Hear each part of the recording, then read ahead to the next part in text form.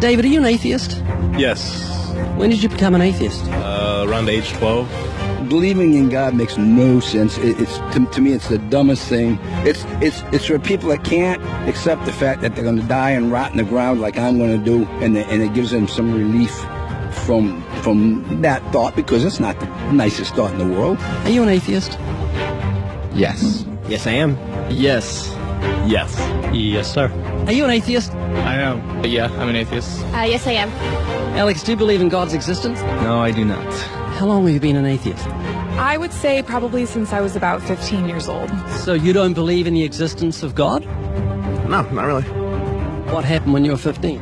I started questioning things, and I really just started to think about the logic behind everything. For the most part, we are not shown the evidence for there being a higher power. If we were, I almost guarantee that almost every atheist would immediately agree to there being a higher power.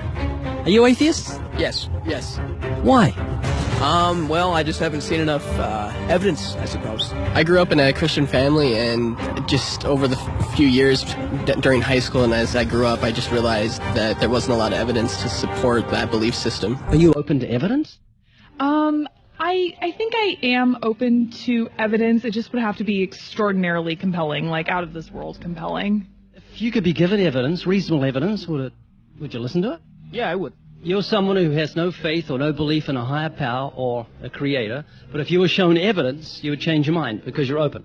Absolutely. Flick through the pages of the book I just put on your lap, look at the color pictures, and I'll ask you a question.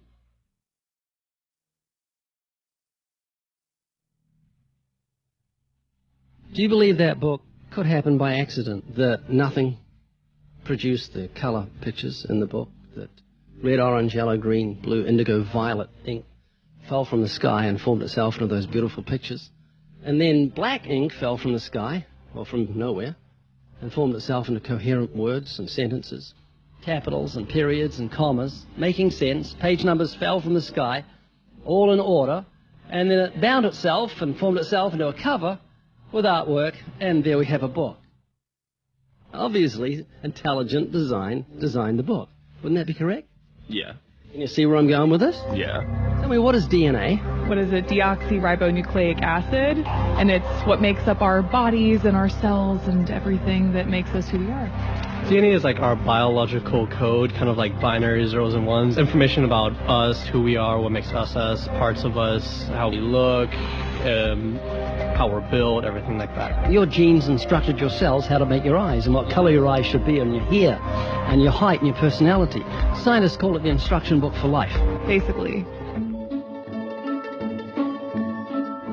Everything that you are or ever will be made of starts as a tiny book of instructions found in each and every cell. Every time your body wants to make something, it goes back to the instruction book, looks it up, and puts it together. The book of you would have 46 chapters, one for each chromosome. Each of our book's 46 chapters is between 48 and 250 million letters long. That's 3.2 billion letters total. This is the secret language of DNA. This is the book of life. Instruction book for life. Yes. Instruction book for life. Yes. DNA is made up of genes, and genes give instructions to the cells as to how your body should grow.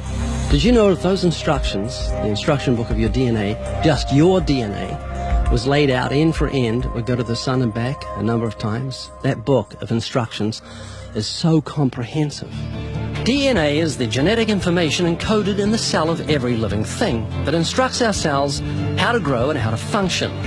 It's our genes that determine whether our skin will be dark or light, have brown or blue eyes, or red or green or yellow, have red hair, be brunette or blonde, be tall or not so tall, or the color of our feathers if we're a bird. Whether we're humans, fish, animals, insects, or plant life, the way our bodies look and operate has all been pre-written in the amazing book of our DNA. What do you think the mentality of someone who believes a book fell together without a bookmaker? Well, they would be crazy. Do you think a book could make itself? No, I don't. Of course not. No. Utterly impossible. Yes. If anything can happen by accident. I mean, from nothing.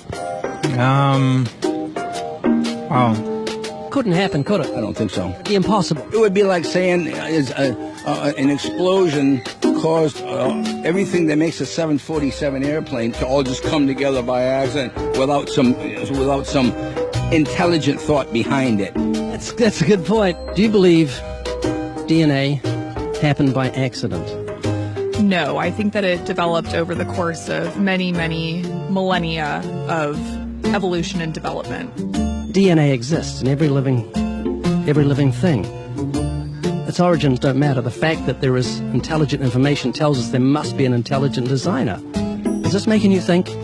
It is, and I do think about it from time to time. It's just, yeah, it's complicated, definitely. Well, DNA's complicated, but the point I'm trying to make is very simple. Book designer or bookmaker, DNA, intelligent designer. God. Does that make sense? Yes. You an atheist? I am. What would you think of the mentality of someone who thought a physical book could make itself?